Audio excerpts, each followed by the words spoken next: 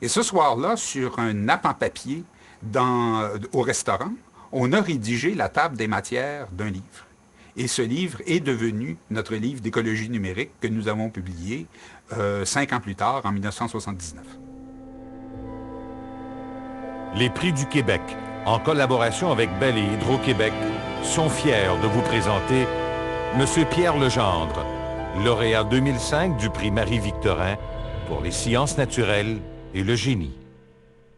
La question générale que tout promeneur se pose, c'est pourquoi est-ce qu'il y a un érable ici, puis il n'y en a pas 50 mètres plus loin, où il y a un frêne ou un peuplier. Alors, ce genre de question, si on la généralise, nous mène à nous demander comment sont structurées les communautés naturelles de plantes, d'animaux, ainsi de suite, à travers l'espace, et qu'est-ce que cela nous apprend quant au processus, quant aux mécanismes qui contrôlent justement la répartition des espèces et qui, en fin de compte, génèrent la biodiversité.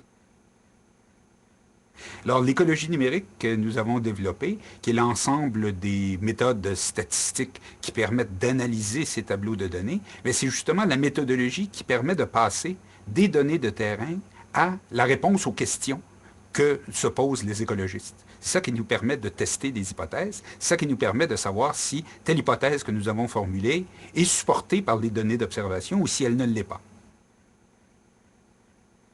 Je vois plus clairement maintenant la route à suivre pour l'avenir. Quand j'ai commencé à développer l'écologie numérique il y a 30 ans, c'était par tâtonnement.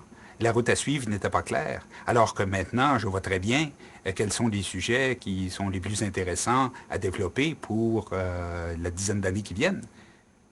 Mon but, lorsque je travaille avec des étudiants gradués ou avec des chercheurs postdoctoraux, c'est qu'ils aillent au-delà et qu'ils utilisent leur imagination, leur créativité et leur formation propre, qui peut être très différente de la mienne, pour voir les problèmes d'une façon différente et apporter des solutions originales, des solutions qui vont faire avancer la connaissance.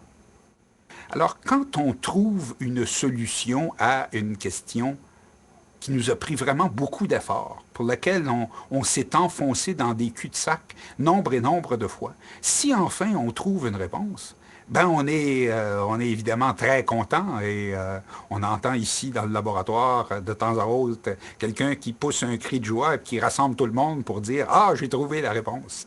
Et on lui demande tous « Oui, mais comment t'as fait? Qu'est-ce que c'est la réponse? » Il s'installe au tableau et il nous montre ce qu'il a fait et tout le monde est très content parce que c'est un événement rare de trouver une réponse à une question scientifique complexe.